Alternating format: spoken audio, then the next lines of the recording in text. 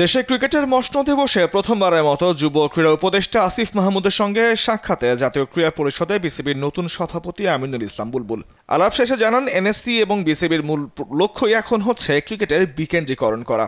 দেশের প্রত্যন্ত অঞ্চলের ক্রিকেটাররাও যেন ধাপে ধাপে জাতীয় দল পর্যন্ত উঠে আসতে পারে, স্কুল ক্রিকেট নিয়েও নতুন পরিকল্পনা হাতে নিয়েছে তাই বিসিবি। ঢাকায় বসে আমরা রাজশাহী টিম করে দিই, চিটাগাং টিম, এইটা থেকে আমরা বেরোয় আসতে চাই। এটা হচ্ছে আলটিমেট।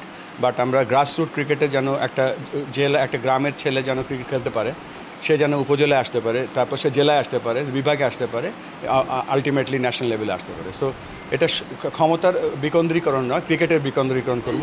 নবনির্বাচিত বিসিবি সভাপতি আরও জানান, দায়িত্ব পাওয়ার 48 ঘন্টার মধ্যেই আঞ্চলিক ক্রিকেটের উন্নয়নে প্রস্তুত করা হয়েছে ফান্ডিং মডেল। খুব শীঘ্রই হবে সেটার বাস্তবায়ন। এই রিজিয়নগুলোকে আমরা কিন্তু ক্রিকেট বোর্ড থেকে কোনো অনুদান দেব না, আমরা তাদেরকে অর্জন করে নিতে হবে, তাদের পারফরমেন্সের উপরে, তাদের নাম্বার অফ প্লেয়ার্সের উপরে, তাদের ফ্যাসিলিটির উপরে, তাদের নাম্বার অফ কোচ, আম্পায়ার, সব কিছু মিলিয়ে তারা যেভাবে তারা কাজ করবে সেই অনুযায়ী তাদেরকে ফান্ডিং দেওয়া হবে। এই ফান্ডিং মডেলটাও আমরা করে ফেলেছি।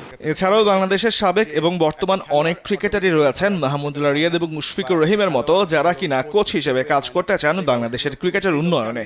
বলতে চাই, এটা আমার বলা উচিত কিনা জানি না, আমার সাথে মাহমুদুল্লাহ রিয়াদ এবং মুশফিকুর রহিম যোগাযোগ করেছে। আমি যখন এই বিসিবিতে জয়েন করিনি তার আগেই তারা আন্তর্জাতিক কোচ হতে চায়। সো সব এই ট্রেনিং এডুকেশন প্রোগ্রামগুলো আমরা ক্রিকেট বোর্ডের মাধ্যমে রান করব। সিঙ্গাপুরের বিপক্ষে হামজা সমিতদের এশিয়ান কাপ বাছার ম্যাচ দেখতে মাঠে থাকবেন বিসিবি সভাপতি।